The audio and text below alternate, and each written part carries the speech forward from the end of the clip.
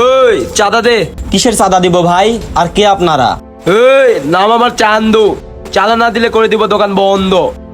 এই বেশি কথা বাদ দে, চাঁদা দে। ভাই আপনি চান্দু হন আর যেই হন, আমি কোনো চান্দুকে চিনি না, আর আমি কোনো চাঁদাও দিতে পারবো না। ওই কি বললি? তুই আমরা চিনিস না? না তো ভাই, আপনাকে তো আমি চিনি না। চান্দু ভাইরে চিনিস না? একটু দ্বারা এমনি চিনতে পারবি। এই তুই জয়পুরহাটের বুকত ব্যবসা করিস, আর চান্দু ভাই তুই চিনিস না? ভাই আমি তো জয়পুরহাটের স্থানীয় না, আমি অন্য জায়গা থেকে এসে জয়পুরহাটে ব্যবসা করে খাচ্ছি ভাই। ওই তুই জয়পুরের বুকে ব্যবসা করে খাস, আর তুই আমরা চাঁদা দিবি না? তুই অন্য জায়গাতে ব্যবসা করতেছস, তাড়াতাড়ি চাঁদা দে, নাহলে দোকানপাট সব বন্ধ করে দিব। ভাই এমনি থেকে কয়েকদিন ধরে ব্যবসা বাণিজ্য খুব খারাপ যাচ্ছে ভাই, আপনারা চাঁদা নিয়েন না ভাই। এই আমি শুনলাম এই শহরের বুকে আরকে কালেকশনে সব থেকে বেশি বেচা কিনা হচ্ছে, আর তুই চাঁদা দিবি না? তাড়াতাড়ি চাঁদা দে। ভাই চাঁদা কত কি দেওয়া লাগবে বলেন ভাই? তারপরেও আমার দোকান বন্ধ করে দিয়েন না ভাই। আমার দোকান যদি বন্ধ করে দেন তাহলে আমার পরিবার কিভাবে চলবে ভাই? এই তুই চুপ কর বস। ওই 3টা শার্ট কিন্তু ভালোই লাগতেছে, আমরা যদি 3জন পরি তাহলে হিরো হিরো লাগবে। হ্যাঁ তুই ঠিক বলছিস। ওই 3টা শার্ট তাড়াতাড়ি আমাদের জন্য প্যাকেট কর। ভাই ওই 3টা শার্ট কিন্তু আমাদের দোকানের মধ্যে সব থেকে ভালো কোয়ালিটির, ওগুলার দাম তো অনেক বেশি ভাই। এই তুই বসের বিয়ে কথা বস, তাতে 3টা শার্ট প্যাকেট কর। ঠিক আছে ভাই, দিচ্ছি, মাইরেন না।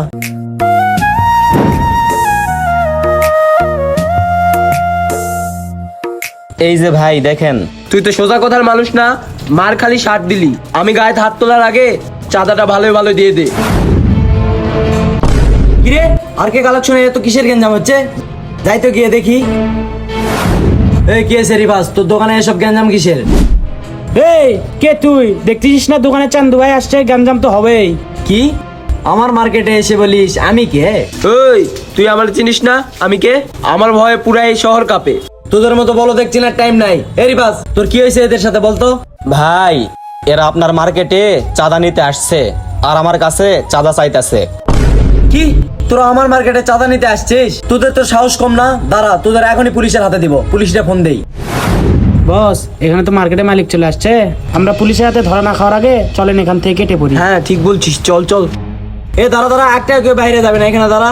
ভাই এবারের মতো স্যারে দেন ভাই, পুলিশ ডাইকেন না। আমরা আর জীবনে আপনাদের এই মার্কেটে চাঁদা দিতে আসবো না। আচ্ছা ঠিক আছে, নেক্সট টাইম থেকে তোদের জন্য এই মার্কেটের আশেপাশে আর না দেখি, যা ভাগ এখান থেকে। কিরে তোর দোকানে চাঁদা নিতে আসছে, তুই আমার ফোন দিবি না?